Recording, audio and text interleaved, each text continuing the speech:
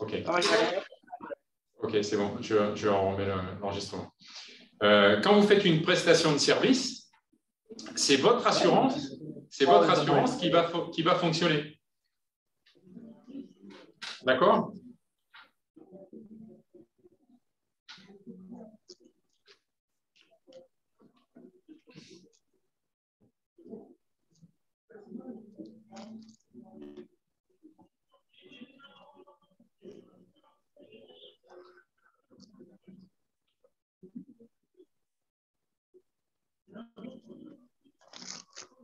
Bon.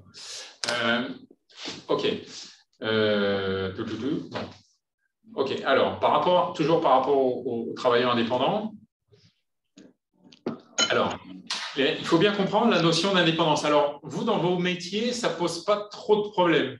Par contre, on a beaucoup de problèmes par rapport aux travailleurs indépendants, par rapport à la notion d'indépendance, par rapport au truc de remise en forme ou au moniteur de plongée. Parce qu'en fait, c'est pas donc l'éducateur, les notions là qui sont importantes, c'est l'éducateur est son propre patron, c'est-à-dire qu'il adapte ses contraintes à ses clients et il n'a pas de directive particulière, personne ne lui donne de directive. C'est lui qui détermine les tarifs, ses horaires et fait sa propre publicité. Les clients le payent directement à lui, d'accord ? L'éducateur est propriétaire de ses outils pédagogiques. Donc, si par exemple c'est un moniteur de tennis et qu'il doit louer et qu'il n'a pas de cours de tennis, il va louer les cours pour pouvoir faire les cours avec ses clients. Donc ça, il n'y a pas de problème. Et il peut intervenir dans une association, mais ça ne doit pas être de manière régulière. D'accord ? Il peut faire une prestation ponctuelle, mais ça ne peut pas être régulier. Tous les lundis, je fais un cours de telle heure à telle heure. Donc ça, c'est le cas des structures de remise en forme. Où les prestataires font les cours tous les lundis, c'est les mêmes prestataires qui viennent. Et là, à ce moment-là, la notion d'indépendance, elle n'est pas réelle. Et donc, ça peut être requalifié par l'URSSAF comme du travail déguisé. Et donc, le propriétaire va se retrouver avec des pénalités, des amendes par rapport à ça. Mais vous, en ce qui vous concerne, il n'y a pas trop de problème. Vous allez faire une prestation ponctuelle pour un organisme parce que le parc va vous demander une prestation. Donc là, il n'y a pas de souci. Et la plupart du temps, c'est vos propres clients que vous allez emmener dans des endroits à droite et à gauche. Donc, pas de problème par rapport à ça. Qui c'est qui n'a pas éteint son micro, là? C'est lui. Ah, c'est les stagiaires. C'est ça? Ouais, c'est mes stagiaires. Excusez-moi. Excusez-moi. Il y a quelqu'un qui a une question? Oui, moi, Yvan. Alors, mais le truc, vous avez dit que oui, il n'a pas droit à plus de 2 ou 3 interventions, enfin, que ça ne soit pas trop répétitif. Mais le problème, même celui qui est prestataire indépendant, il déclare. C'est quoi? Il déclare quoi? Mais quand il fait, disons que ça rentre pour tout ce qui est, ça rentre dans son revenu qui va être déclaré à la fin. Comme vous dites, oui. Alors, attends. Quand on parle de déclaration, c'est la déclaration à Jeunesse et Sport. Ah, d'accord. Ça n'a rien à voir. Là, on ne parle pas, on va en parler après. On va parler des modalités de déclaration de vos revenus. Là, c'est autre chose. Ça n'a rien à voir. Ça n'a rien à voir. Donc, si le lien de subordination est avéré, donc que vous n'êtes pas travailleur indépendant, donc c'est requalifié en contrat de travail. Et puis, donc vous êtes, donc là, vous risquez d'avoir enfin, c'est pas vous en fait, c'est votre employeur qui risque d'avoir des problèmes. Mais je vous dis, en ce qui vous concerne, on n'a pas trop de problèmes. En fait, quand vous êtes éducateur et que vous voulez, quand quelqu'un veut un éducateur d'une manière ponctuelle, il est préférable soit de passer par les chèques emploi associatifs ou les titres emploi service entreprise qui sont mis en place par l'URSSAF. Et donc, ces 2 modes de paiement, en fait, c'est des contrats de travail ponctuels. Okay. Donc, si vous voulez mais vous n'êtes pas trop concerné par rapport à ça. Donc, ça vaut contrat de travail et ça dispense de bulletin de salaire. Il se fait automatiquement par le site de l'URSSAF. Et les charges sociales et patronales sont prélevées directement par le compte bancaire. Donc, si jamais quelqu'un veut vous payer en TSE, c'est tout à fait possible. Et vous savez que c'est lui qui paiera les charges sociales. Parce que vous, sinon, c'est à vous à payer vos charges sociales. Donc là, c'est ce qu'on va voir après, sur le petit document.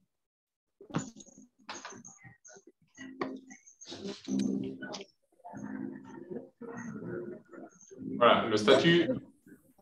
Donc, on ne pourrait pas avoir, par exemple, un accord avec une association qui nous demande une randonnée par mois, par exemple, le dimanche. Ce n'est pas possible. Théoriquement, si c'est comme ça, si c'est tous les mois, je pense que ça ne poserait pas trop de problème. Et ils peuvent vous payer comme ça.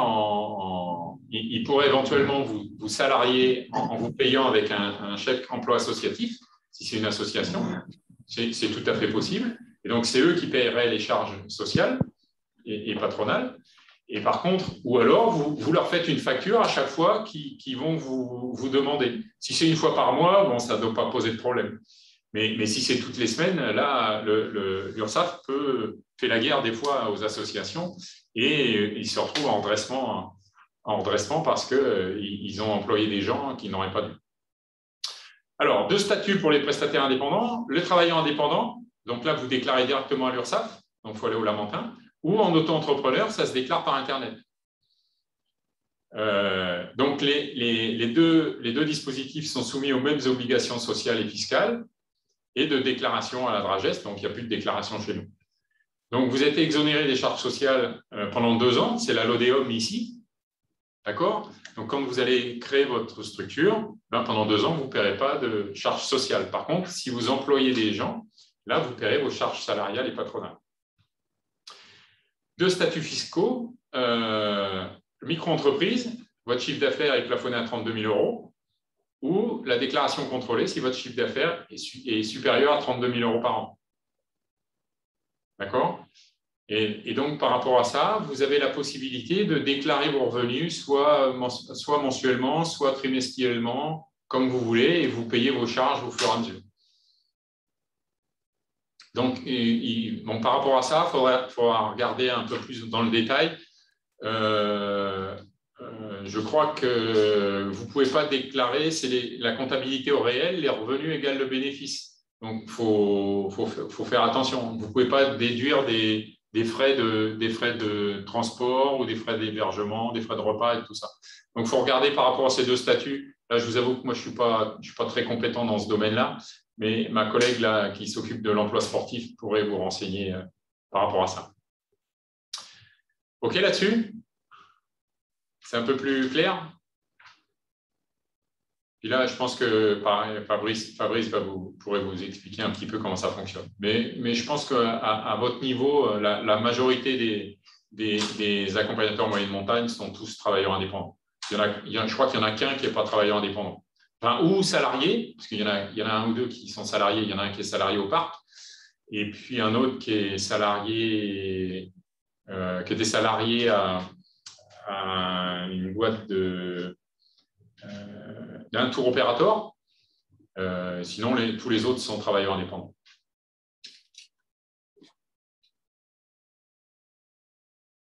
Alors, donc là, théoriquement, vous avez dû en parler un petit peu ce matin, je crois, d'après le programme. C'était avec les différents publics. Ah oui, c'était hier, avec les scolaires. Avec Madi, vous avez dû parler un petit peu des publics des enfants, mais je ne sais pas si vous avez parlé des publics spécifiques qui sont les accueils collectifs de mineurs. Non, vous en avez parlé ou pas? Non, pas encore. Non. Alors, simplement par rapport aux accueils collectifs de mineurs, donc, qui sont des accueils qui sont gérés donc, par nos services, par la DRAGES.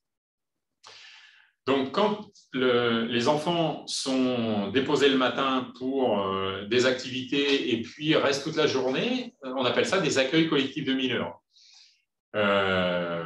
Donc, ça n'a rien à voir avec l'école. Donc, ils sont soit à la journée, soit à la semaine, soit au mois, pour ce qui est ce qu'on appelait les colonies de vacances, c'est des accueils collectifs de mineurs avec hébergement. Il y a avec hébergement ou sans hébergement. Donc, par rapport à ces structures-là, les accueils collectifs de mineurs, il y a une réglementation très spécifique qui est souvent allégée par rapport aux contraintes réglementaires du Code du sport. Et donc, je vous ai mis, donc c'est géré par le Code de l'action sociale et des familles, donc qui définit un petit peu tout ça. Et par rapport à la pratique sportive, c'est l'arrêté du 25 avril 2012 qui en fait définit comment va s'organiser et être réglementées les pratiques dans les accueils collectifs de mineurs. Alors, on ne va pas détailler ça, vous n'avez pas besoin de savoir ça. Il faut savoir que c'est une réglementation particulière, que si vous allez sur le texte, bon, celui-là, il ne marche pas. Celui-là non plus, bon. Que si vous allez sur le texte du 25 avril, il va vous expliquer comment l'encadrement doit se dérouler et avec quel taux d'encadrement. C'est assez particulier, donc il y a des tableaux. Donc je vais simplement vous montrer les tableaux et si jamais vous avez besoin d'y aller, ben vous irez voir comment ça se passe pour l'examen. On ne va pas vous demander quoi que ce soit par rapport à ça. Donc simplement, il faut être donc, titulaire d'un diplôme inscrit ou être stagiaire déclaré. Donc on revient encore à ce truc-là. Donc si vous êtes titulaire d'un diplôme ou si vous êtes déclaré comme stagiaire, donc sous certaines conditions, vous pouvez encadrer dans un accueil collectif de mineurs. Alors, donc, parfois, les activités, elles peuvent être encadrées par les membres permanents de l'équipe pédagogique dans un ACM. Donc, quelqu'un qui a le BAFA, par exemple, eh ben, il peut encadrer certaines activités qui ne pourraient pas en dehors d'un accueil collectif de mineurs. D'accord? Parce qu'il n'a pas les diplômes nécessaires. Mais le fait qu'il soit dans l'équipe pédagogique eh ben, fait qu'il peut encadrer certaines activités. Alors, pareil que dans les activités en environnement spécifique, dans les accueils collectifs de mineurs, il y a aussi comment ça s'appelle, des activités physiques qui sont dites à risque. Et donc, dans ces activités à risque, eh ben, effectivement, on est bien évidemment dedans. Donc, c'est des conditions particulières d'encadrement. Et donc, c'est là où on a arrêté. Hop, je vais l'ouvrir là et on ira le voir plus tard. Donc, tous les liens sont actifs. Hein. Vous allez directement sur Légifrance à chaque fois qu'il y a des liens sur les trucs. On avait vu avec Madi hier une notion qui s'appelle le taux d'encadrement. Et voilà. Donc, le taux d'encadrement, est-ce que c'est aussi régi par le Code du sport? Alors, ça dépend des activités. Parfois, oui. La plupart du temps, c'est rarement régi, sauf dans le cadre scolaire, où dans le cadre scolaire, vous avez des textes qui réglementent justement les taux d'encadrement. Dans le droit commun, en fait, c'est l'éducateur qui est responsable du taux d'encadrement, c'est-à-dire c'est lui qui détermine en fonction des conditions de niveau de gens, les conditions climatiques, le nombre de personnes qui peut encadrer, le niveau des gens, le nombre de personnes qui peut encadrer. Et donc, il engage sa responsabilité. Et puis, parfois, il y a des textes qui réglementent ces activités-là. OK ? Est-ce que vous voyez le tableau qui est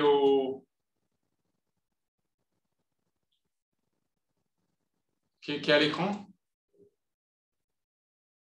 A priori, non.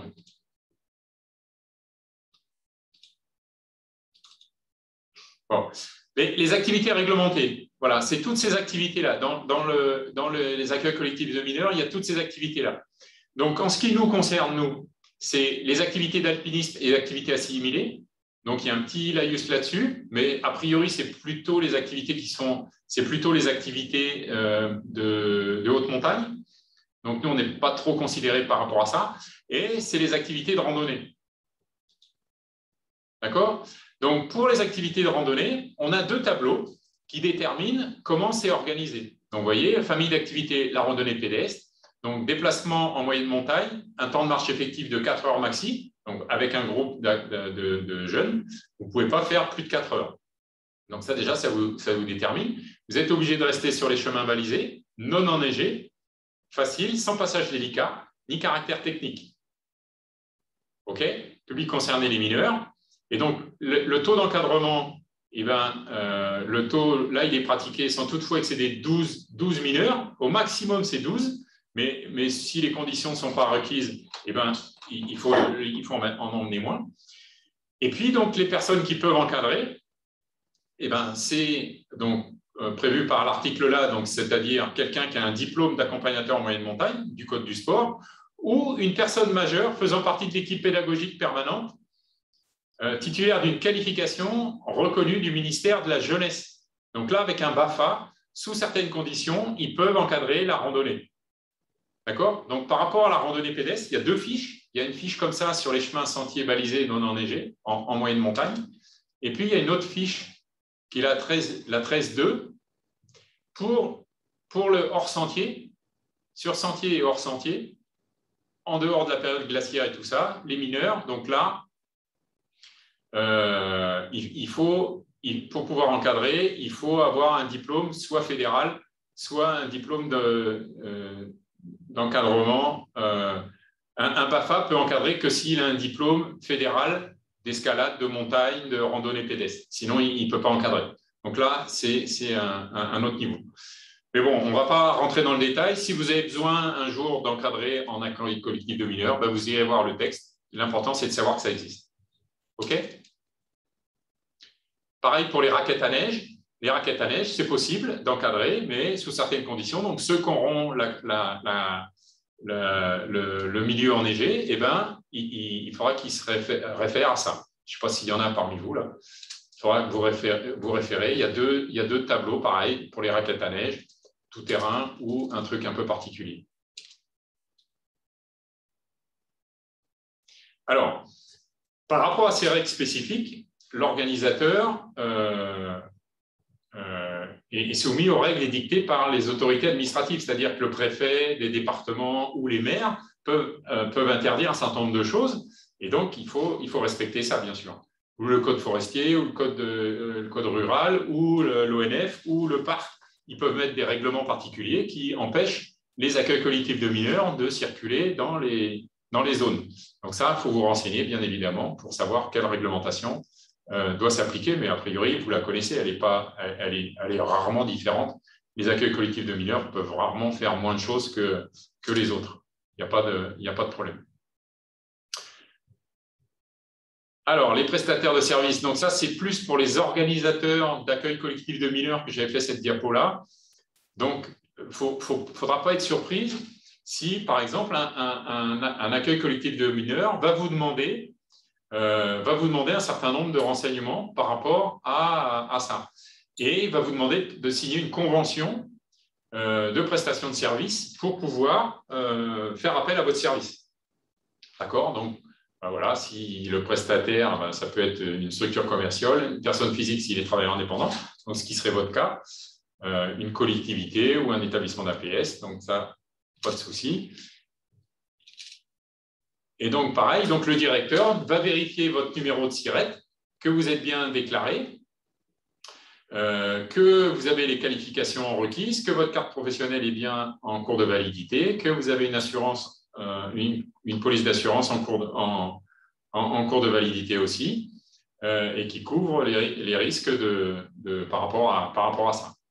Et la plupart du temps, quand les organisateurs ont des doutes, ils nous appellent pour savoir si effectivement la personne a bien les qualifications et toutes les garanties nécessaires pour pouvoir encadrer. Donc, il ne faut pas vous alarmer par rapport à ça, c'est un gage de sécurité, ils engagent leurs responsabilités et vous engagez aussi la vôtre quand vous prenez le groupe en main. Ça, vous avez dû voir ça déjà. OK, par rapport à tout ça? Des questions?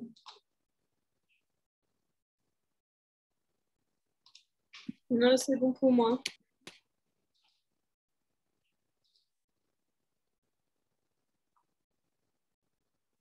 Bon, on continue? Ouais. Alors, par rapport Oui. au risque qu'on a vu, notamment par rapport aux éducateurs. Donc, on a vu qu'il y avait une possibilité soit d'avoir un recours auprès du pénal, c'est-à-dire que vous êtes convoqué au tribunal pour des sanctions pénales. Donc ça, on a vu, c'est défaut de déclaration, vous avez mis en danger la vie d'autrui, donc il y a une enquête. Donc derrière, ben, il va y avoir une enquête pénale, mais il peut y avoir aussi une enquête administrative. Et dans l'enquête administrative, donc on va regarder ce qu'on va regarder, nous.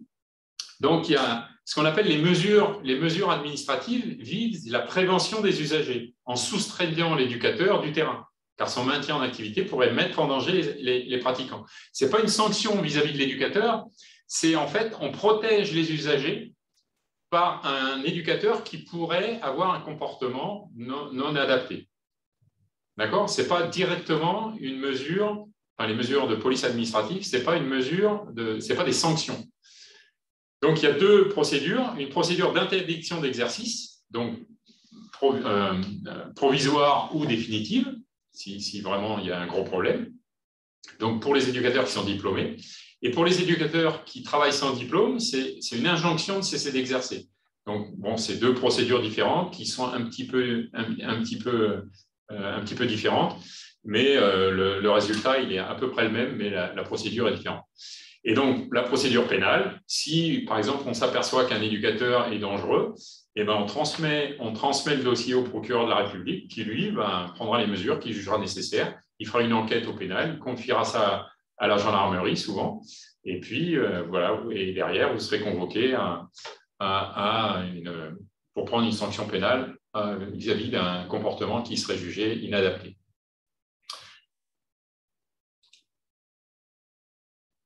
Alors, police administrative des établissements d'APS. Donc, pareil, l'autorité administrative, c'est-à-dire nous, on peut s'opposer à l'ouverture ou prononcer la fermeture temporaire ou définitive d'un établissement qui ne remplirait pas les garanties d'hygiène et de sécurité, qui ne remplirait pas les obligations d'assurance, qui emploierait des personnes sans diplôme ou dont le maintien en activité présenterait des risques pour la santé et la sécurité physique ou morale des pratiquants, ou exposerait ceci à l'utilisation de substances et procédés interdits, donc c'est le dopage, ça. Donc voilà, donc ça par rapport aux mesures de police administrative, ben en fait on va fermer l'établissement. Alors la plupart du temps on le ferme temporairement pour 1 mois, 2 mois, et puis si ça ne s'arrange pas, et ben, le préfet va prendre un arrêté de fermeture définitive. Bon, c'est quand même très très rare. Mais des fermetures administratives, on en a pris quelques-unes. Quand il y a eu un accident dans une structure, par exemple, eh bien, on a fermé l'établissement parce qu'on s'apercevait que ça s'est arrivé dans les établissements de plongée où le mec il contrôlait plus ses bouteilles, donc on ne savait pas si l'air qui était distribué dans les bouteilles était bon. Donc, on a fermé temporairement. Le mec il a fait contrôler toutes ses bouteilles et puis au bout d'1 mois ou 2 mois, eh ben, il a pu réouvrir. Il a justifié qu'il avait contrôlé toutes les bouteilles. Eh ben, on a dit, bon, banco, vous pouvez réouvrir votre établissement. Voilà. Alors là, je vous ai mis tous les référents au niveau de la Drages, là, avec nos nouveaux numéros. Je ne sais pas si vous avez repéré. On a des nouvelles adresses mail et des nouveaux numéros de téléphone. Donc maintenant, il faut nous contacter. Il faut nous contacter là-dessus. Alors, les numéros de portable n'ont pas changé, mais les numéros de... Il y en a d'autres. Voilà. Donc, Frédéric James, c'est lui qui s'occupe de la certification et des formations. Donc, je pense que durant la formation, vous allez le voir à un moment ou à un autre. Il y a Emmanuel Faustin qui s'occupe de VAE, dans la validation d'acquis et d'expérience. Donc là, alors les diplômes en environnement spécifique en VAE, c'est quand même assez compliqué. Généralement, vous ne pouvez pas avoir tout en VAE, mais vous pouvez des fois avoir des parties.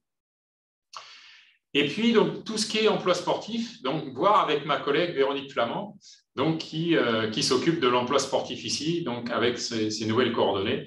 Donc, n'hésitez pas à la contacter si vous avez des précisions quand vous allez après vouloir vous installer. Avant de vous installer, même, c'est bien, elle vous expliquera toutes les mesures pour les travailleurs indépendants. Ça peut être sympa. OK. C'est bon? On passe un petit peu aux institutions. Alors, hop.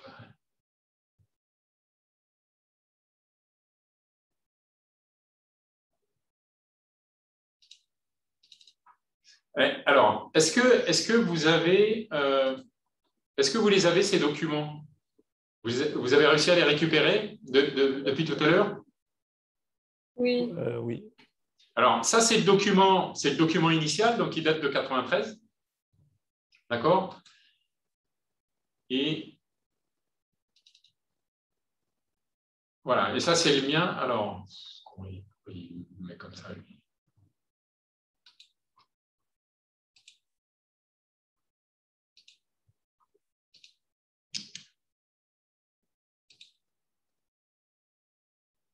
Vous le voyez à l'écran, pleine page? Hein? Ouais, c'est bon? Ouais, c'est bon, on voit. Ok. C'est bon, je vois. Je l'agrandis un peu.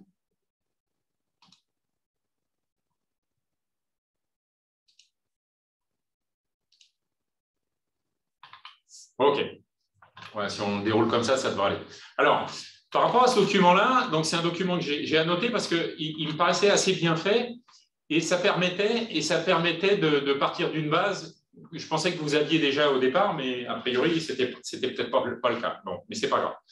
Alors, pour essayer de comprendre un petit peu donc, la partie donc, l'environnement institutionnel et réglementaire des sports de montagne. Donc, les sports de montagne restent dans le droit commun, mais il y a des spécificités qui s'exercent.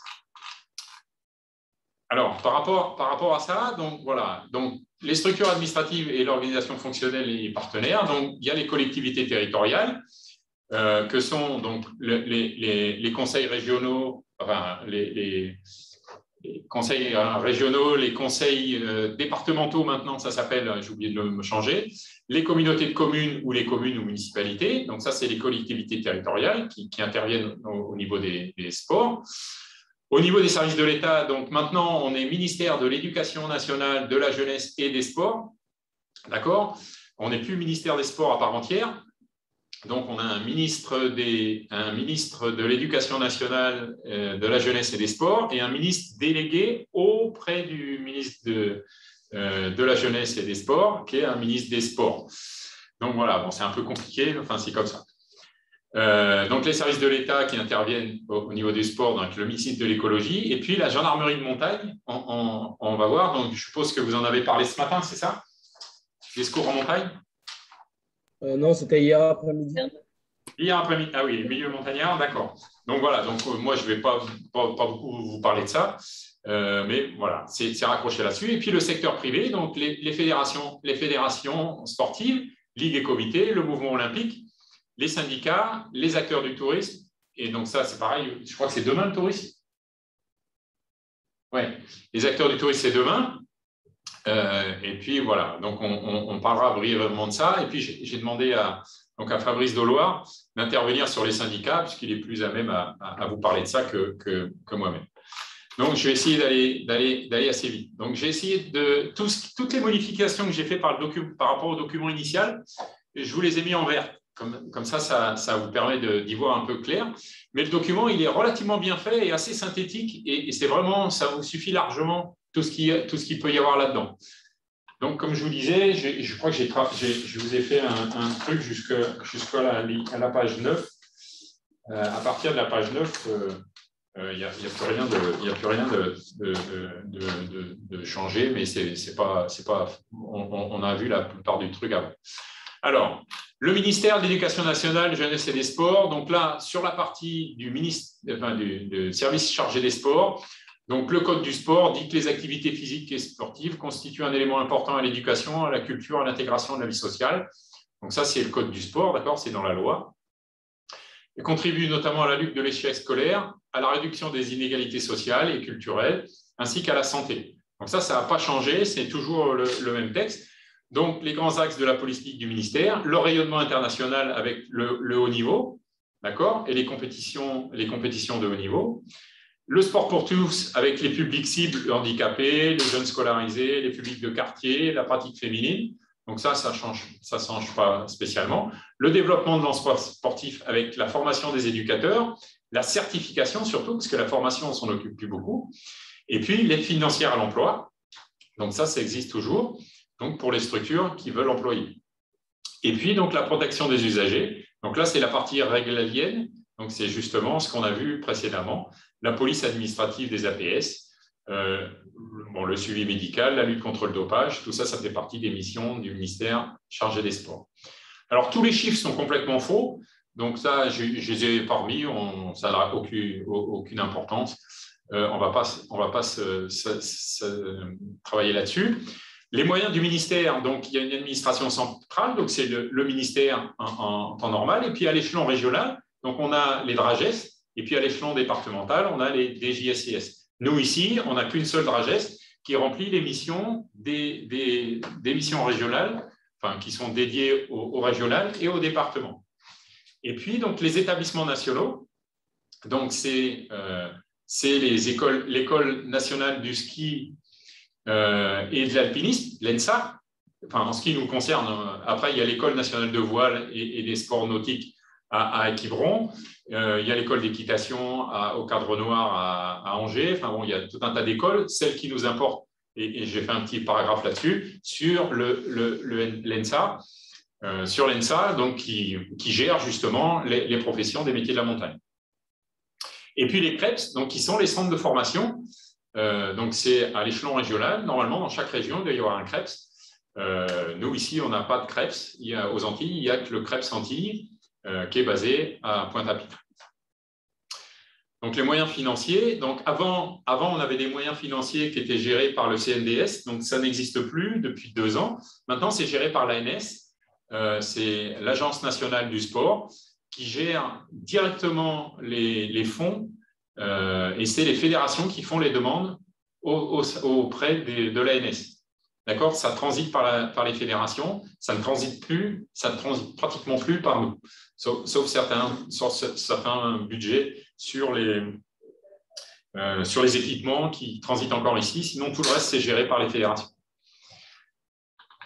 Alors, le lien avec l'éducateur sportif, donc c'est la formation. Donc, l'éducateur pourrait être formé par des organismes de formation, ce qu'on appelle les OF, et puis par les centres de formation du ministère, pardon, hop, il n'y a pas d'S,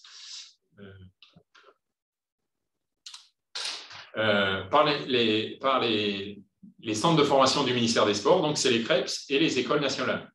Donc, pour l'environnement spécifique des AMM, la plongée, la glisse aérotractée, tout ça, c'est surtout ceux qui nous intéressent ici, c'est par le CREPS, et notamment le CREPS de Guadeloupe qui est habilité pour faire les AMM et la plongée, mais pas la glisse aérotractée, par exemple. Et la DRAGES, le rôle de la DRAGES, c'est d'habiliter les organismes de formation pour chaque diplôme sollicité. D'accord ? Nous, on ne fait plus de formation, on habilite les organismes de formation. D'accord ? Donc, le SARFASO, quand il veut organiser une formation, eh ben, il demande l'habilitation de la formation. Et donc, là, par exemple, ils ont organisé un BP activité de la natation. Et donc, on a habilité leur formation. Et donc, maintenant, le SARFASO est habilité pour organiser les BP à AM, par exemple. Donc, voilà. Donc, nous, on organise les organismes de formation. Et par contre, on garde la certification. C'est-à-dire que là, pour le DE, c'est la DRAGES de l'organisme de formation qui va valider vos diplômes. Donc là, en l'occurrence, c'est la DRAGES de Guadeloupe, puisque le diplôme, certaines unités de formation vont être validées par la DRAGES de Guadeloupe, c'est l'UF1, je crois. L'UF2 et l'UF5, de mémoire, il me semble, c'est Prémanon qui l'organise. Donc, c'est Prémanon c'est la DRAGES en fait, de Bourgogne qui va valider vos UF. Donc voilà, bon, ça, pas d'importance, mais c'est voilà, l'idée générale, c'est que c'est la certification, c'est toujours l'État qui valide les diplômes d'État. Donc la déclaration des éducateurs, ça on vient de le voir, donc pas de problème.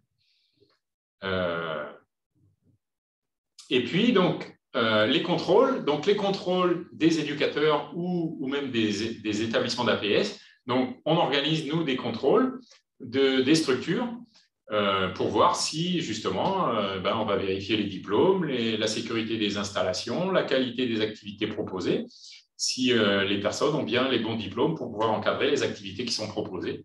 Et donc vous pouvez être amené à subir un contrôle de la part d'un collègue. Enfin, sur les sports de montagne, a priori, ce sera moi, pour l'instant. Donc voilà, donc ça c'est les services et puis donc les subventions de projet. Voilà, donc les structures associatives ou professionnelles font des demandes de subventions à l'ANS via les fédérations.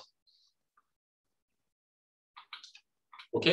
Alors, l'école nationale de ski et d'alpinisme, donc elle est sous la tutelle du ministère chargé des Sports et assure la formation des professionnels dans les sports de montagne. Deux sites, Chamonix et Prémanon. Chamonix, surtout sur la formation des guides et des moniteurs de ski alpins, d'accord, et Prémanon sur les métiers de la montagne, de ski nordique et de moyenne montagne. Ils font aussi du VTT et de la course d'orientation. D'accord ? Dans les deux cas, ils font de l'entraînement d'athlètes et de perfectionnement des cadres techniques dans ces spécificités-là. D'accord ? Donc, sur le haut niveau, ils font ça. Et il y a de la recherche et de l'expertise aussi sur ces secteurs-là. Donc ça, à l'ENSA comme à l'ENS elle-même, ils font aussi, et ils accueillent bien sûr des stages et des pôles. D'accord ? Ils accueillent des pôles de perfectionnement sportif. Donc, il y en a à Prémanon, il y en a en ski nordique, bien sûr. Il y en a aussi en course d'orientation, je crois, au niveau de Prémanon. OK ? Donc voilà, bon, ce qu'il faut savoir en gros sur le ministère, ça vous suffit largement. Après, c'est pareil, vous avez des liens, donc vous avez des liens sur les trucs. Si vous voulez aller voir les liens, vous pourrez toujours y aller. Alors, le ministère chargé de l'environnement, il a changé, c'est le ministère de la transition écologique maintenant, mais ses missions restent à peu près les mêmes. Donc voilà, préserver la biodiversité. Donc ça, je pense que vous en avez parlé avec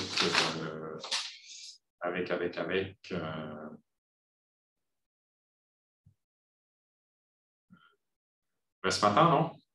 Qui c'est que vous aviez ce matin? Nicolas Burtet, non? Vous avez parlé un peu de biodiversité avec lui? On a parlé du milieu montagnard, mais voilà, on n'a pas du tout parlé de ça. Hein. Ah ouais?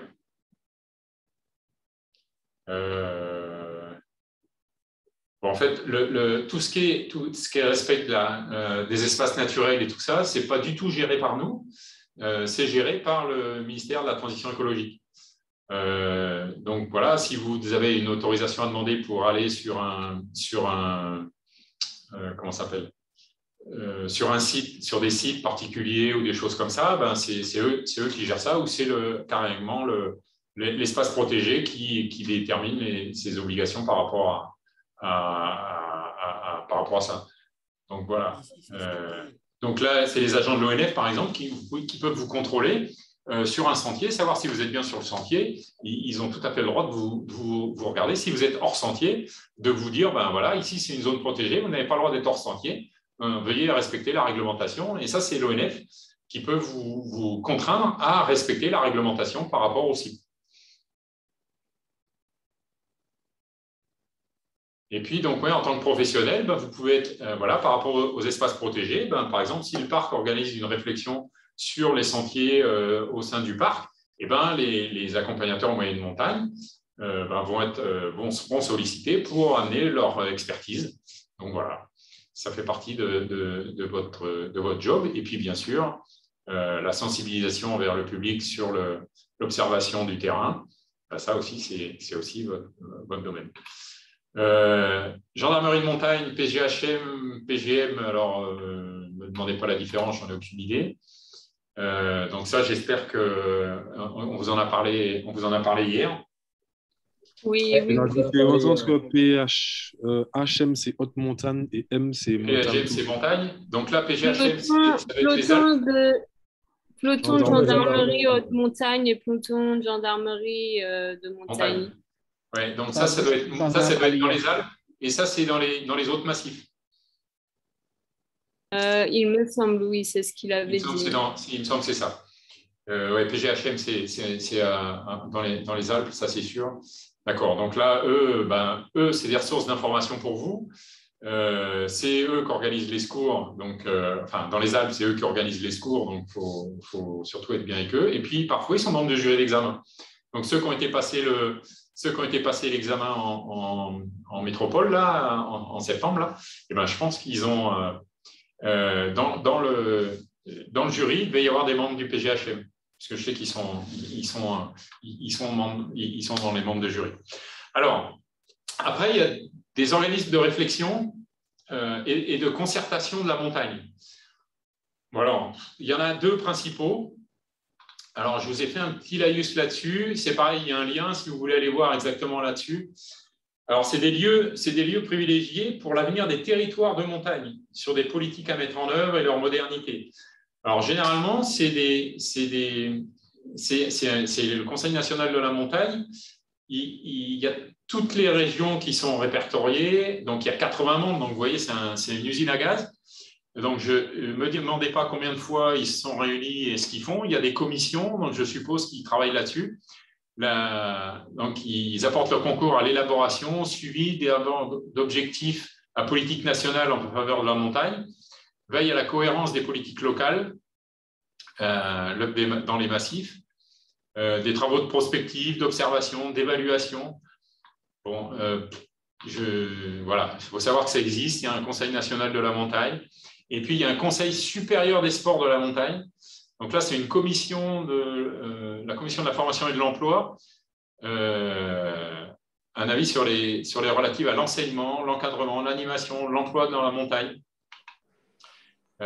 Donc, des textes réglementaires. Et donc là, ça, c'est chapeauté. Il me semble que ce truc-là, il est chapeauté par le ministre des Sports, enfin, le ministre chargé des Sports. Donc là, il y a un peu moins de membres, mais c'est pareil, il y a des représentants syndicaux, il y a des représentants de la montagne, il y a des représentants des collectivités territoriales. Donc voilà, c'est des instances de concertation où les gens donnent leur avis et puis essayer de faire avancer toutes les problématiques liées à la montagne. Voilà. Alors, après, les collectivités territoriales. Alors, les collectivités territoriales, donc c'est les communes, les communautés de communes, les départements, les régions. Alors, nous, ici, on a la CTM qui regroupe donc la collectivité territoriale de Martinique, donc qui regroupe la région et le département, donc l'ancien conseil général et le conseil régional. Donc là, depuis 6 ans maintenant, je crois. Donc, pas de problème. Donc, les compétences restent les mêmes. Mais nous, au niveau, ce qui a changé là depuis un certain temps, c'est que maintenant, ils mettent en œuvre le développement maîtrisé des sports de nature. D'accord? Donc, c'est dans le Code du sport. Et donc, c'est lié aux collectivités territoriales. Et nous, ici, c'est la CTM. Sinon, c'est les conseils départementaux qui mettent ça en place. D'accord? Et donc, tout ce qui est lié à favoriser le développement maîtrisé des sports de nature, donc à exercer des sports en milieu naturel, la préservation de l'environnement, les droits attachés à la propriété, les usages liés aux espaces naturels, tout ça maintenant c'est géré par la CTM. Et donc on a mis en place la commission territoriale des espaces sites itinéraires. Voilà, elle est là. Dont le but est de développer les sports de nature donc en Martinique. Donc là, on est en train de la remettre en place. Et l'objectif, c'est de créer le plan territorial des espaces sites itinéraires. Le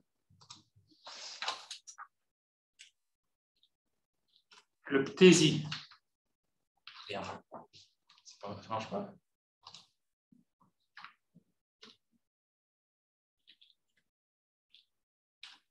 Donc, on met en place le PTSI et à l'intérieur du PTSI, il y a le PTIPR. Le plan territorial,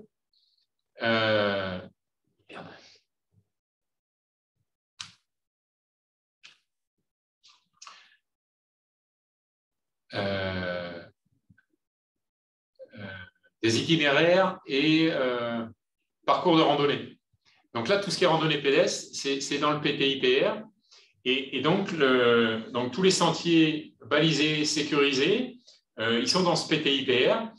Et donc, je ne sais pas trop combien il y en a en ce moment, mais là, la commission va se réunir pour savoir ce qu'on va mettre dans ce PTIPR et déterminer les sentiers qui sont réellement utilisables par tout le monde. Voilà. Alors, par rapport aux... Donc, les collectivités territoriales il y a des aides financières aux associations sportives, ligues et comités. Ils sont partenaires de construction d'équipements. Ils financent les sportifs de haut niveau. Donc, ils ont pas mal de choses. Ils organisent des manifestations sportives et ils créent des aides financières à la création d'emplois ou à la formation aussi. La collectivité territoriale de Martinique aide aussi, justement, certains ont peut-être eu des aides de la région pour leur formation. Alors, obligation de la commune des secours en montagne, alors là, j'en ai aucune idée. J'espère que vous pouvez répondre à votre place. Aux Antilles, est-ce que les communes sont intéressées par les secours en montagne? Je ne suis pas sûr du tout. Il y a un plan de secours ici qui est particulier.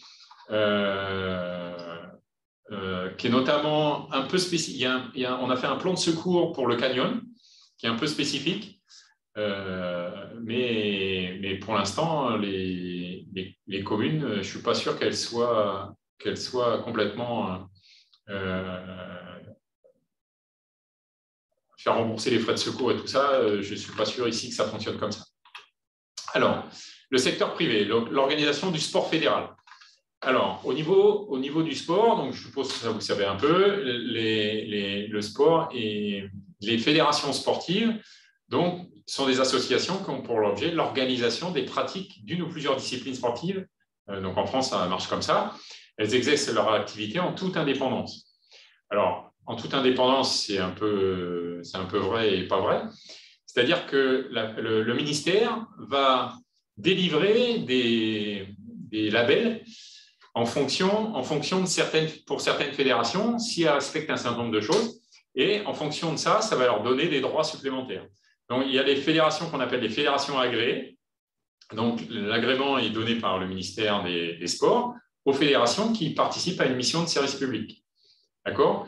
Donc, cet agrément permet d'obtenir le concours des fois de personnel d'État pour l'exercice de certaines missions. Les conseillers techniques sportifs, c'est souvent les fédérations, alors c'est même les fédérations délégataires qui ont des cadres techniques sportifs. Nous, ici en Martinique, par exemple, les conseillers techniques sportifs, il en existe plus que 3. Il y en a un en athlé, en hand, en basket et en foot. Il y en a un nouveau qui vient d'arriver en foot. D'accord ? Avant, on était un certain nombre, mais moi, j'étais conseiller technique sportif avant, et maintenant, je suis conseiller d'animation sportive. Donc, je ne suis plus dépendant de la fédération. Et puis, donc, il y a les fédérations délégataires. Donc, la fédération est donnée par le ministère des Sports à une seule fédération par discipline sportive. D'accord ? Donc, en ce qui concerne nous, la randonnée pédestre, elle est donnée, la délégation de la randonnée pédestre, elle est donnée à la Fédération française de randonnée pédestre. D'accord ? Et par contre, pour les sports de montagne, il y a la délégation, elle est donnée à la fédération de ski, pour le ski, et à chaque discipline, il y a une fédération délégataire pour chaque activité physique. Donc, la délégation permet d'obtenir des titres de champion de France. les autres fédérations, si elles ne sont pas délégataires, ne peuvent pas délivrer le titre de champion de France. Donc, elles organisent les compétitions et délivrent de titres. Elles procèdent aux sélections des équipes de France, proposer l'inscription d'athlètes sur les listes d'athlètes de haut niveau, donc éditent les règles propres à leur discipline, donc ce qu'on appelle les règles techniques et de sécurité. Donc là, par rapport au matériel notamment, donc en montagne par exemple, en canyon et tout ça, donc c'est la Fédération française montagne escalade qui détermine les règles justement de matériel. Donc ça, c'est extrêmement important. Les règles aussi applicables aux licenciés par rapport aux différentes compétitions. Et puis, elles peuvent créer une ligue professionnelle pour les sports professionnels. L'éducateur sportif là-dedans, c'est la pratique de référence. Donc voilà, donc faut que vous connaissiez la pratique de la randonnée par rapport à la fédération de randonnée pédestre. Et puis, par rapport à la Fédération française montagne escalade, voilà, il y a des choses ils éditent des règles. Donc, par rapport à une pratique en toute sécurité, il faut aller voir ce qu'ils disent par rapport à tout ça. Voilà. Et, excusez-moi, j'ai pas bien compris. En fait. Pour ce qui est de notre diplôme, accompagnateur en moyenne montagne, en fait, c'est une fédération délégataire, en fait. Non. Alors, tous les diplômes d'État, c'est le ministère qui gère. D'accord? C'est le ministère qui a créé un arrêté ministériel qui définit qu'est-ce qu'il doit y avoir dans le diplôme, quelles sont les prérogatives qu'ont les gens qui ont ce diplôme et comment obtenir le diplôme. Donc ça, c'est le ministère qui détermine ça. D'accord? Après, là, on parle, les fédérations ont donc un rôle, pas pour délivrer les diplômes, enfin, sauf les diplômes fédéraux, puisque eux, ils peuvent délivrer des diplômes fédéraux, mais c'est des diplômes qui ne sont pas professionnels. Vous ne pouvez pas encadrer contre rémunération avec un diplôme fédéral. Enfin, il y a des exceptions, mais ils sont assez rares. La plupart du temps, c'est des diplômes pour encadrer bénévolement les activités. Donc là, c'est par rapport, là, ils vont déterminer, je vous disais en canyon par exemple, comment doit se faire l'accroche sur un rocher, avec quel type de goujon, quel diamètre de machin, quel diamètre de chaîne, tous ces trucs-là, c'est les fédérations qui déterminent ces règles-là. D'accord? Donc, c'est des règles de fonctionnement. Et ça, ce n'est pas déterminé par le diplôme de canyon. Le diplôme de canyon, lui, on leur dit, bon voilà, il faut que vous sachiez placer un goujon, le goujon, il doit être de telle façon, mais c'est déterminé par la fédération. OK, c'est un peu plus clair? Oui, c'est un peu plus clair. Ça veut dire que les fédérations déterminent en fait le fonctionnement de l'activité. Voilà, c'est ça. OK.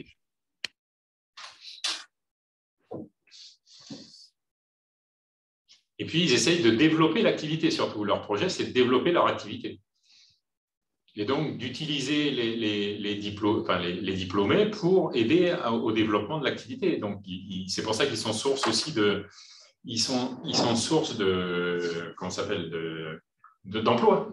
Donc, vous pouvez très bien vous faire embaucher par une fédération, par une fédération ou un comité régional. Le comité de randonnée, certains comités de randonnée pédestre ont 2 ou 3 accompagnateurs en moyenne montagne dans leur personnel. Ici, pour l'instant, il n'y en a pas, mais peut-être que l'un d'entre vous va être, s'il est diplômé, sera embauché par le comité. Ça serait pas mal. Ben, je ne sais pas ce qu'ils ont l'intention de faire. Hein. Alors, mouvement olympique. Mouvement olympique, en fait, le CNOSF, donc si vous en avez entendu parler, le Comité national olympique et sportif français, regroupe en fait toutes les fédérations sportives. D'accord? Même celles qui ne sont pas aux Jeux olympiques. Donc voilà, donc c'est en fait le CNOSF qui organise, qui sélectionne les athlètes aux JO, même si c'est les fédérations qui lui proposent, mais c'est lui qui valide. C'est lui qui valide les athlètes qui partent aux JO et aux JO handisport. Donc voilà, et ils organisent, donc c'est sous le contrôle du CNOSF que vont s'organiser les Jeux Olympiques de 2024 en France, sous couvert du CIO, du Comité international olympique. Alors pareil, le mouvement olympique est employeur. Alors ici c'est le CROSMA, ou le CETOSMA, pardon, maintenant. Le CETOSMA, c'est l'organisme régional du CNOSF. Donc, le CETOSMA regroupe toutes les fédérations, toutes les ligues, en fait, qui sont au sein de la Martinique, qui sont regroupées au sein du CETOSMA. Et donc, ils essayent de développer le sport au sein de la Martinique. Donc, le mouvement sportif est un employeur potentiel, donc éventuellement, donc les ligues et comités, pourquoi pas, peuvent embaucher ou les clubs éventuellement peuvent embaucher des professionnels. Voilà, ils peuvent faire des formations complémentaires sur différents sujets, notamment comment gérer une association ou voilà, des trucs comme ça. Des fois, ce n'est pas inintéressant de voir ce que le CETOSMA met en place comme formation complémentaire pour ses adhérents.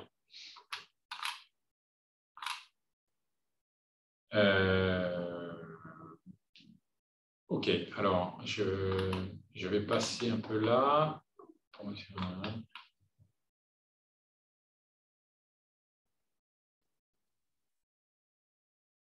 Donc ça, c'est toutes les associations de protection de l'environnement, par exemple, ou des choses comme ça qui peuvent avoir un intérêt pour vous, soit comme employeur éventuellement, soit comme source de connaissances pour un complément de formation. Donc voilà, il y a tout un tas de structures qui peuvent éventuellement vous aider pour avoir des compléments d'infos ou vous solliciter pour animer une animation sur un site particulier. Donc voilà, sur les syndicats, je donnerai la parole tout à l'heure. Ce que je voulais vous montrer, c'était voilà, le chapitre 2, droits et devoirs des éducateurs sportifs. Donc c'est un résumé de ce qu'on a fait ensemble hier, tout à l'heure et mardi pour le peu que j'ai pu faire. Donc l'obligation liée à l'éducateur sportif. Donc, obligation de qualification, obligation de déclaration, obligation d'honorabilité, obligation médicale. Donc voilà, les manquements à la loi, mesures de police administrative, injonction de cesser d'exercer, donc ce qu'on a vu tout à l'heure. Ça vous fait un bon petit résumé. Ça vous fait un bon petit résumé de tout ce qu'on a dit, jusqu'à maintenant. D'accord, sans rentrer trop dans le détail, mais c'était assez bien fait. Donc, je n'ai pas fait beaucoup de modifications par rapport à ça, si ce n'est que la déclaration d'établissement n'existe plus pour les établissements d'APS. Mais voilà, ça vous fait un petit pense-bête. Et pour ceux qui connaissent le sport buzz, je ne sais pas si ça vous dit quelque chose. Alors, je ne sais pas si vous me voyez. Oui. Ceux qui connaissent le sport buzz, en fait, au début du sport buzz, on a fait un. Alors, je ne sais pas si je peux approcher.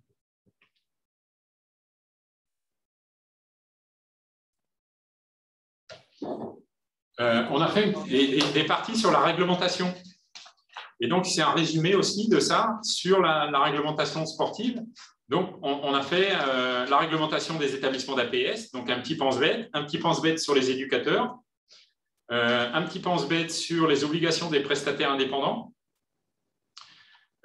sur la professionnalisation, sur les associations sportives. Donc, si vous avez accès, c'est aussi en accès sur Internet. Donc, vous pouvez regarder ça. Donc, les sanctions d'un établissement d'APS, voilà. Les sanctions judiciaires, bon, voilà, ça vous donne une idée ça vous fait un petit résumé de ce qu'il y a, de ce qu'il y a un peu à savoir. Et puis, si vous voulez un peu plus de détails, bien, vous allez sur mon diaporama. OK. Et donc, l'annexe, à partir de l'annexe, là, de la page de la page 12, en fait, il faut aller voir le nouveau texte parce que ce texte-là, c'est l'ancien modèle, il n'est pas complet. Et puis après, c'est sur le... après, c'est sur... ah oui, l'encadrement des mineurs, promenade en raquette. Donc là, c'est des tableaux. C'est mieux fait sur l'original. Donc, vous irez sur l'original ou vous allez directement sur le texte que je vous ai donné du 25 avril 2012. C'est quoi ça? Ouais, c'était les prestataires sur les accueils collectifs de mineurs. Là, il vaut mieux aller voir mon diaporama ou aller directement sur la fiche, parce que les tableaux, là, quand je les ai copiés, ils sont pas mis en page. OK.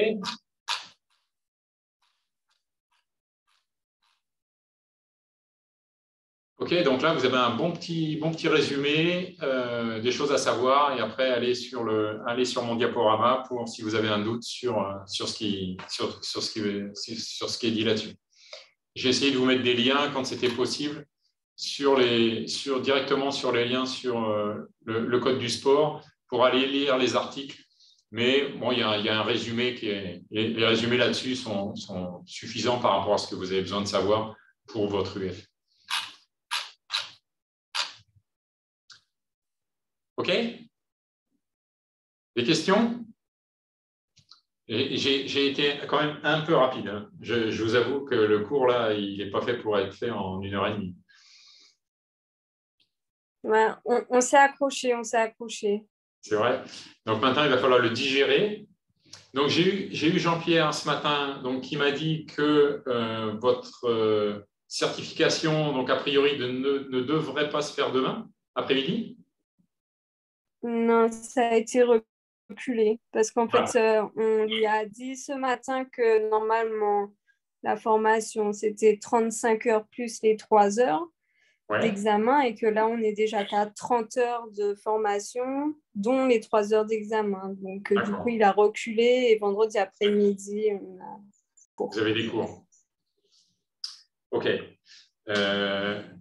Bon, donc je sais pas, enfin, on doit se voir avec Jean-Pierre là pour savoir comment ça va se passer.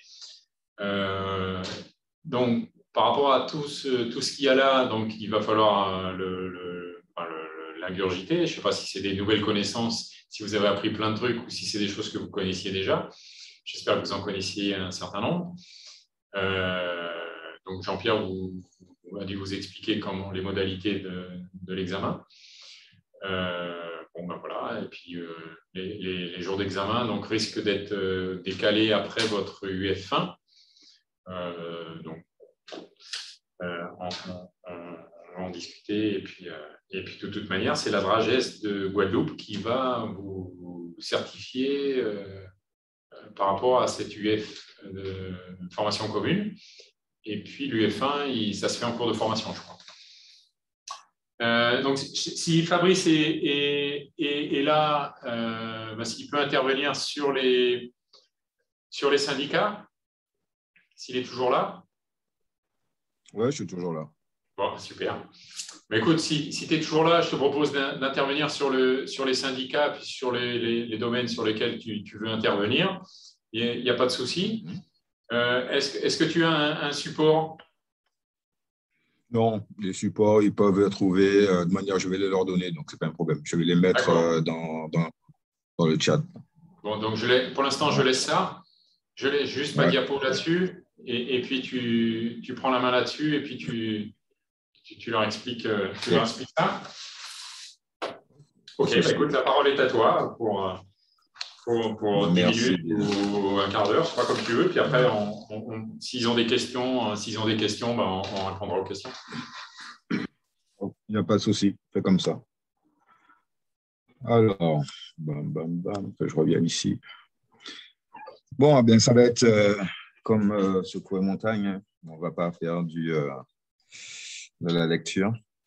Donc, au niveau syndicat, là où vous êtes rentré en formation, comme Jean-Pierre vous l'a déjà dit, et sans doute Stéphane, Il est bon, les syndicats, ça porte, il a son devoir qui est le sien, c'est-à-dire représenter et défendre une profession.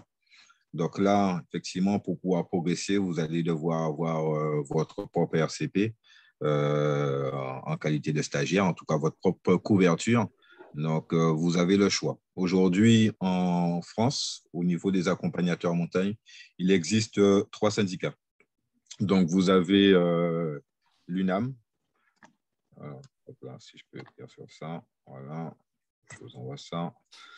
Vous avez l'UNAM, vous avez qui est l'UNAM. Alors, c'est que je ne dise pas de bêtises. Donc, l'UNAM, c'est l'Union nationale des accompagnateurs montagne, qui est là depuis 2018, oui, qui est là depuis 2018 et qui vient de la scission d'un autre syndicat qui s'appelle le SNAM. Et donc, vous avez les 3 et le SIM. Alors, je vous mets tous les liens. Comme ça, ce sera fait. Vous irez voir par vous-même. Comme je vous ai dit, ils sont là essentiellement pour défendre vos intérêts.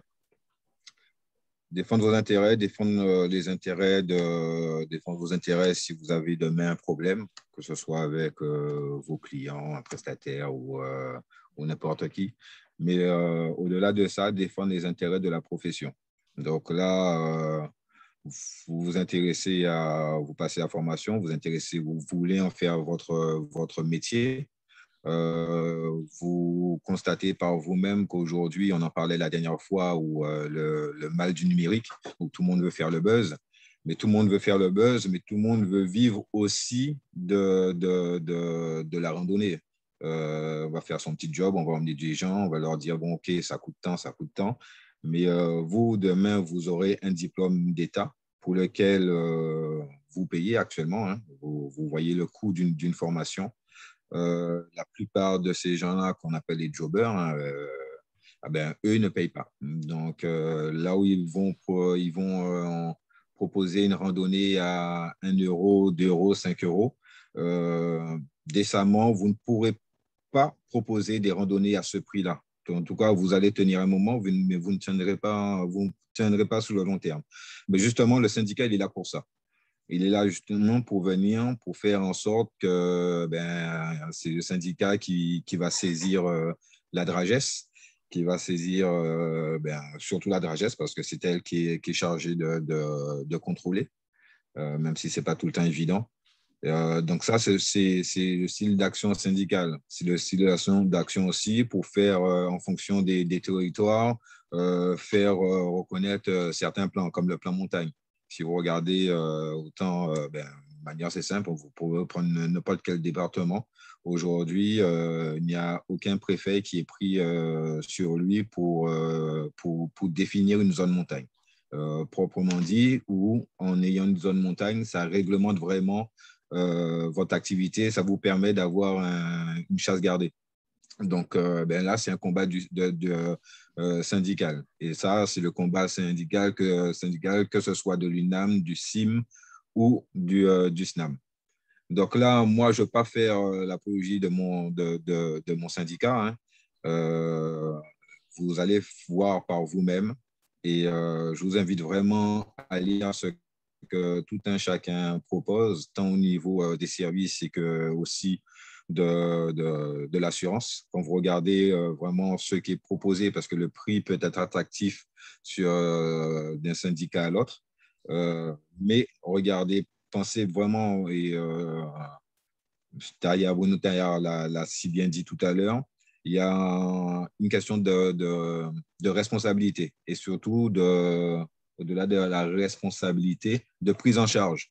Vous allez faire une randonnée sur un pays étranger, d'accord, vous avez, s'il y a un problème, il faut rapatrier du monde, eh bien, il y a une certaine couverture, vous avez des franchises. Donc, pensez bien regarder tout cela avant de prendre une assurance ou tel syndicat.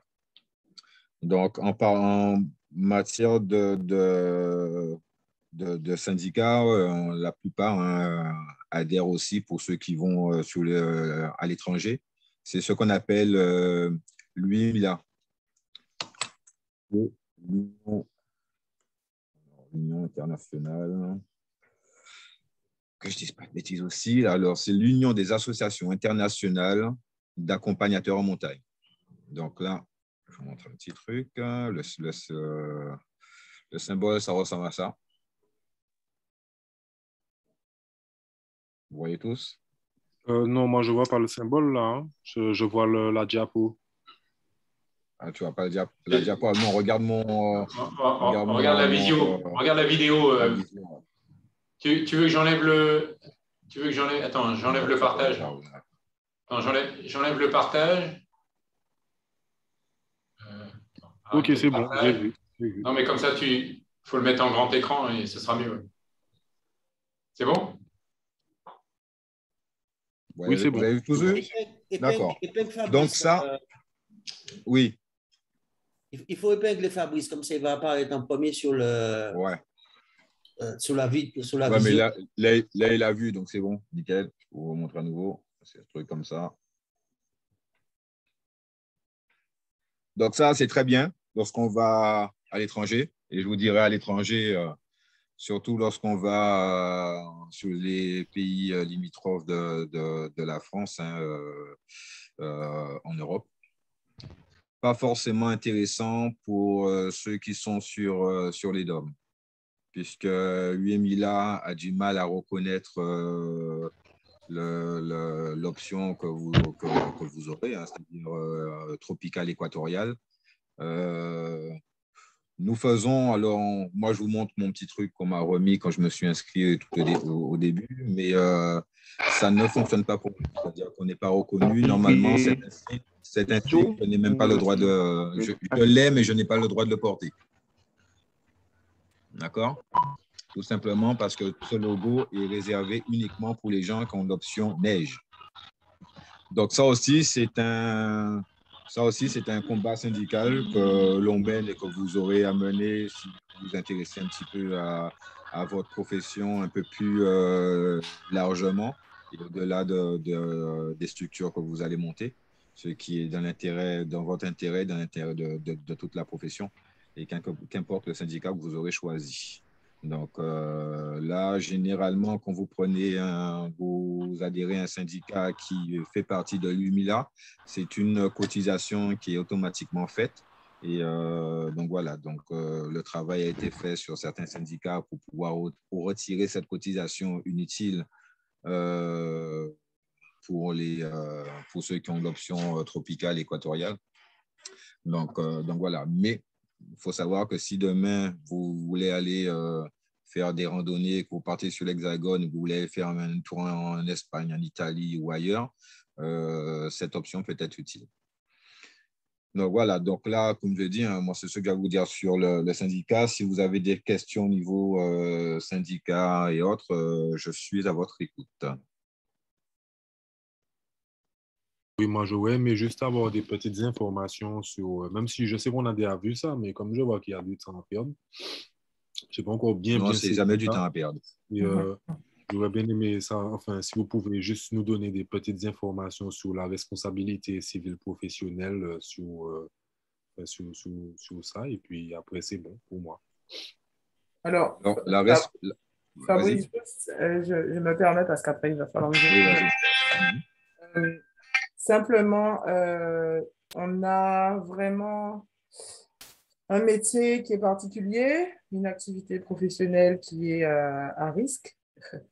On s'est retrouvé avec des collègues qui ont eu des clients décédés.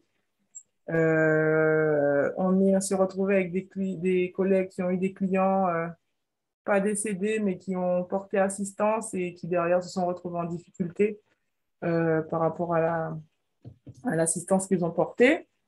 On s'est retrouvé, alors moi je me suis retrouvée dans le cas d'une usurpation de mon image qui a utilisé pour promouvoir des activités sportives, voilà, randonnées pour un syndicat, autre, enfin, etc. dans ces cas de figure, je vous assure qu'on est content de pouvoir s'appuyer en plus de son assurance, parce que je vous parle de personnes qui, surtout dans les cas de décès, qui sont en règle, qui ont leur carte pro, qui ont fait leur recyclage, tout ce que vous voulez, quoi. Et derrière, juridiquement, ben, on se retrouve un peu embêté et on est bien quand on est dans un collectif. Donc, quel que soit le syndicat qui existe, que voilà, Fabrice a très bien expliqué, donc vous êtes tous libres, mais prenez le temps d'étudier en fonction de vos situations, en fonction de l'activité que vous allez faire. Prenez le temps d'étudier la question. Et ensuite, bien entendu, ça c'est la bataille des DOM, des domiens. Derrière, ben, il y aura toujours des applications, des mesures, voilà, on n'est pas très, pour l'instant, on se bagarre pour être reconnu aussi, avoir des droits aussi. Ce n'est pas toujours le cas du côté de l'Hexagone, mais j'ai envie de dire que plus on est des diplômés, plus on est actif dans la profession au niveau des DOM, et forcément, ben, plus il y aura d'intérêt à ce que les choses soient adaptées au niveau de l'outre-mer. Voilà. Pour la Réunion, je sais que les choses sont aussi pareilles, hein, ils se bagarrent. C'est encore une autre configuration, d'autres enjeux, parce que la Réunion a vraiment axé politiquement son développement autour du tourisme vert et du trail et compagnie. Mais ils sont très végatifs à ce que justement des choses telles que faire reconnaître dans l'assurance. On prend le cas de nos massifs, donc eux, c'est Piton de la Fournaise, volcan actif, nous, c'est volcan de la Soufrière. L'activité volcanique fait qu'il y a des interdictions qui sont posées d'accès, etc. Et ben pour autant, nous, si on a le droit d'y aller, il faut qu'on puisse être couvert aussi. Donc ça, voilà, ça passe par des reconnaissances, par le syndicat aussi. Voilà. Donc je ne vais pas être plus longue, parce que je dois y aller, mais c'était pour un petit peu appuyer ces éléments-là. Merci, Madi. Alors, pour ouais, quelque chose de très important, penser représentativité. Pour être clair, en Martinique, je crois que niveau syndical, je dirais pas que c'est mort, mais c'est pratiquement. Je crois qu'il n'y a que le SNAM qui soit représenté là-bas et pas très actif. Donc, c'est très bien qu'il y ait de nouveaux accompagnateurs en montagne. Comme ça, vous allez pouvoir un peu redynamiser les choses. En Guadeloupe, il y avait jusqu'à 2000, on est quoi en 2021, jusqu'à 2019, il n'y avait que le SNAM que je représente depuis quelques années. Et donc, depuis 2019, on a aussi quelqu'un qui était au SNAM avant et qui a été au CIM. Donc, maintenant, elle est celle qui représente le CIM en Guadeloupe, si je ne dis pas de bêtises. Manière, ceux qui peuvent être intéressés, c'est Sandrine Bury. Donc, vous pouvez toujours prendre contact avec elle si tant est que vous soyez intéressé par le CIM. Mais ceux qui veulent, bon, après, en disant les choses comme elles sont, hein, il y a énormément de dissensions entre les différents syndicats. Mais il faut bien comprendre que, comme l'a si bien dit Madi, nous sommes à 7000-8000 km de l'Hexagone. Donc, localement, nous avons tous intérêt, qu'importe le syndicat que nous avons, de mener des actions communes. Parce que les problèmes qu'on va rencontrer, ce sont les problèmes qui touchent toute la profession. Bruno? Oui, juste, il me semble que Sandrine Bury, elle est à l'UNAM, pas au CIM. Ah, c'est UNAM, autant pour moi. Semble. Et en Martinique, donc en fait, le CIM, c'est un syndicat qui n'est pas représentatif des AMM. Il est représentatif des guides de haute montagne. Mais même s'il y a des AMM qui y souscrivent, on a eu le problème lors de l'organisation de l'examen du probatoire, où en fait, ils ne pouvaient pas être représentés parce qu'il n'y avait pas de guide de haute montagne ici. Et juste la précision par rapport au nom des personnes ici, le SNAM, c'est Betty Alcindor qui est le représentant du SNAM, qui a été élu il y a un an ou deux, je crois, maintenant. au niveau de la Martinique. Et au niveau de l'UNAM, c'est Félicie Elisabeth et Félix Méniac qui sont à l'UNAM. Pour ceux, enfin, je sais que les Martiniquais les connaissent, les candidats. Donc voilà, c'est pour vous donner une idée des gens vers qui il faut vous tourner si vous voulez avoir une assurance dès que vous allez être stagiaire, en fait, et vous avez tout intérêt à prendre une assurance rapidement. C'est possible en tant que stagiaire, Fabrice, de prendre des Oui, assurances? tout à fait. Oui, oui. Ah oui, oui, c'est possible et c'est surtout très recommandé. Ah oui, Parce c'est que pour ça. de toutes les manières, vous n'aurez la première chose que votre tuteur vous demandera, ce sera ça.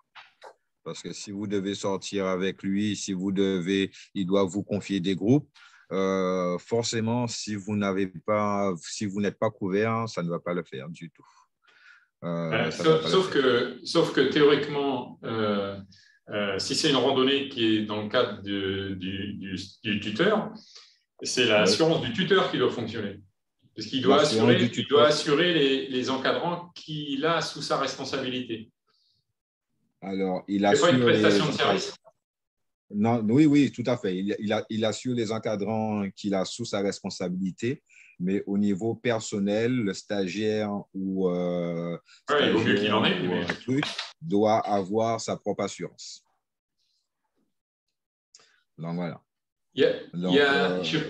Par rapport à ça, je ne sais pas, les stagiaires, là, si vous avez vu sur Format 10, là, vous avez un document sur la responsabilité civile qui a été fait par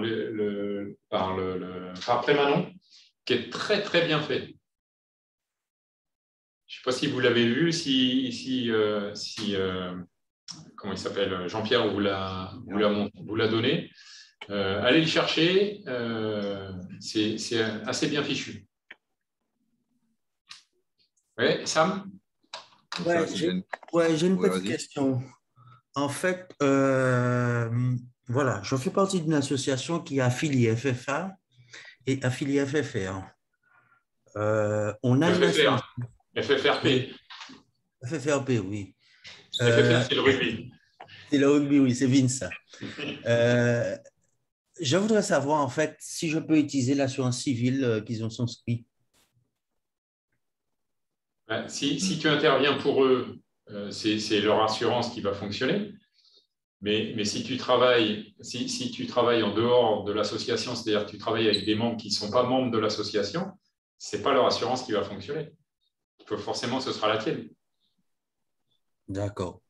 Faudrait que je me rapproche pour savoir s'il y a possibilité de souscrire sur la même assurance ou pas. Non, c'est possible. Non, mais si tu interviens pour l'association, bien sûr, c'est leur assurance qui va fonctionner. Mais si tu fais des trucs en dehors de l'association, ils ne vont pas t'assurer. Ce n'est pas possible. Ouais, mais en fait, ce que je veux dire, c'est est-ce que je peux profiter de cette assurance-là pour avoir, par exemple, un prix, voilà, pour souscrire la mienne? Tu veux souscrire auprès de la même assurance? Éventuellement. Faut que tu vois s'ils couvrent les professionnels de la randonnée. Pose-leur la question. Ouais, pose-leur la question. Regarde les tarifs. Regarde les tarifs. Voilà, les tarifs, mais surtout ce que comprend la prestation, ce que couvre cette assurance. Puisqu'effectivement, quand tu as une assurance au niveau de la FFA et de la FFRP, l'assurance couvre ton activité personnelle. Elle ne couvre pas l'encadrement. Elle ne couvre pas l'encadrement. Il y a plein de choses qu'elles ne vont pas couvrir. Les assurances proposées par les syndicats, les RCP, sont faites spécialement pour l'activité des professionnels de la randonnée, de l'activité en montagne. Donc ça, il faut vraiment te pencher dessus, faut vous pencher dessus. Après, moi, je ne pourrais pas le faire à votre place et pas faire le choix à votre place. La seule chose que je peux vous dire, que c'est très recommandé.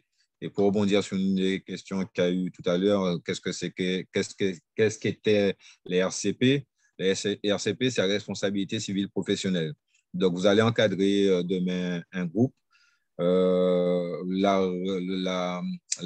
Votre assurance ne couvre pas le groupe, Si quelqu'un se blesse et pas, oui, je me suis blessé, c'est votre assurance qui fonctionne, les gens que vous encadrez sont censés avoir leur responsabilité civile.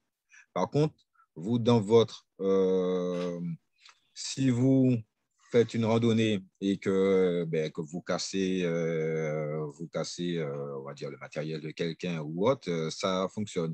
Si il y a un incident que la personne, on va dire, qu'il est montré que l'incident est dû à un manquement de votre part, vous n'avez pas dit que ça glissait, que la personne se casse un bras et autres, et que c'est prouvé, c'est votre assurance qui rentre en compte. Donc, ça arrive très souvent. Ça arrive très souvent. Au début, vous avez, parce que c'est simple, hein, nous sommes des accompagnateurs en montagne, mais nous sommes aussi des showman. Hein, c'est de la séduction, vous êtes avec votre public, tout se passe très bien. Mais lorsqu'il y a un problème, c'est comme avec les amis. Il n'y a plus d'amis qui comptent. Ce qui compte, c'est qui prend la responsabilité, qui paye. Donc, sachant que, comme Madi vous l'a dit, nombre de personnes vous l'ont déjà dit, vous l'avez déjà constaté, puisque si vous êtes sur cette formation, c'est que vous avez l'habitude de randonner. Les pépins, ça arrive plus souvent qu'on ne le croit. On tombe, on truc, on se fout la cheville, on se fout autre chose. Voilà, le matériel, ça se casse. Donc, voilà. Il faut penser vraiment à tout ça. Plus vous serez couvert, mieux ce sera. D'autres questions avant qu'on finisse? Sinon, on se termine, on se dit à demain. C'est bon? Merci, messieurs, dames. Les gens se déconnectent petit à petit. Sam, tu as une question? De mon côté, ça va. OK. Bon, courage. Messieurs, dames, merci bien. Joe, bon courage. Bon courage. Ouais. Pour la révision? Non, je sais l'heure qu'il est chez toi, donc je te dis déjà bon courage. C'est minuit. Il est où, Joe? À La Réunion. Au pétard. Ouais, à l'autre côté. 9h, c'est ça? Non, minuit. Ah, t'as que 8 heures de décalage en ce moment? Ouais. Ah, c'est déjà bien. Hein. Ah ouais, je crois que c'était 9h. Du tout, quoi. Ouais. Ok, courage. 8 heures. Ouais. 8 heures, ça me va. Okay. Et comment tu fais l'UF1, toi? Comme tout le monde. Non, mais tu le fais sur place. Il est organisé à La Réunion? Non, je vais me déplacer à la fin du mois en Martinique. Là. Ça commence la semaine prochaine. Hein? Oui, mais c'est prévu. Hein. D'accord, oui. Non, mais on a une semaine visio et une semaine sur le terrain. Ah, d'accord, la semaine prochaine, c'est en visio? D'accord. Voilà, la semaine prochaine, c'est visio. Et on va regrouper tout ce qui est théorie sur la semaine prochaine. Donc, et après, sur la deuxième semaine, ça va être essentiellement, ce sera du terrain. D'accord. C'est plus simple, ça laisse à Joe et je crois que c'est Hugo le temps de s'organiser et tout. Quoi. Parce que Hugo, il est où? Voilà. C'est ça. Là, je suis en métropole. Hugo, il est en métropole, je ne sais pas où. Tu es dans quelle région, Hugo? À Grenoble, en Isère. Ah ouais. Et tu viens aussi ici? Ouais, dans la semaine prochaine, je viens. Ouais. D'accord. Et tu passes quelle option, toi? Le tropical. Ah, tu viens passer le tropical. D'accord. Et donc, tu feras la navette à chaque fois ou tu viens habiter ici? Non, je vais venir habiter là pour le moment en Martinique. J'ai de la famille qui est là-bas. D'accord. Un petit peu. Super. Voilà. Ravi. Et donc, tu arrives juste pour la formation la semaine prochaine? Dans 15 jours? En fait, dès que je peux prendre un vol, je vais venir, quoi. Là, c'était un peu bloqué, du coup, j'attendais tranquille. Comme tu es inscrit en formation, tu peux, hein, ça fait partie des possibilités. Ouais. Là, le préfet, dans une demi-heure, il va parler. Je pense qu'il va lever un peu les mesures. Ouais, tu seras motif impérieux, quoi. Ouais, c'est vrai. Ouais, non, mais je pense qu'il n'y a pas de problème. Ok, ça marche. Nickel. Ok. Bon courage à vous pour tout réviser, tout ingurgiter, Bien, toutes merci. les connaissances que vous avez eues pendant toute la semaine, là, parce que ça me paraît dense quand même. Ouais.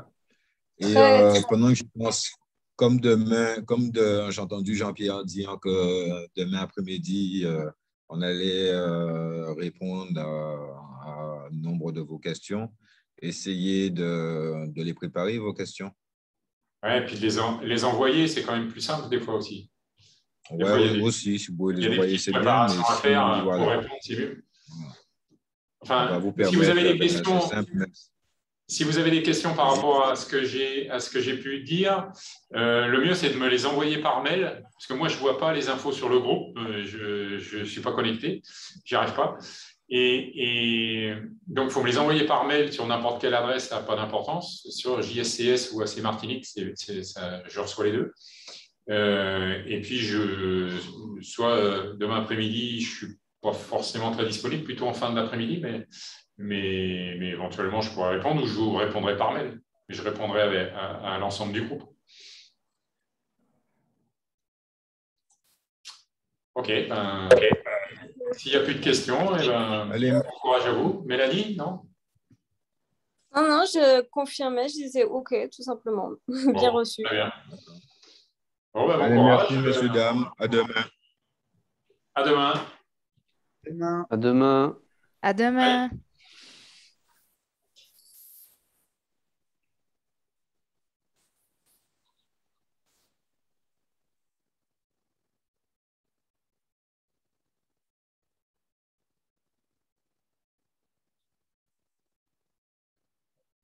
Tu es toujours au boulot, Sam? Eh oui, là, je rentre chez moi. OK. Bon courage. Merci. À bientôt. Je ne sais pas quand, je ne sais pas si je vous revois, mais bon, on verra bien. OK, yes. Bye bye. Bye.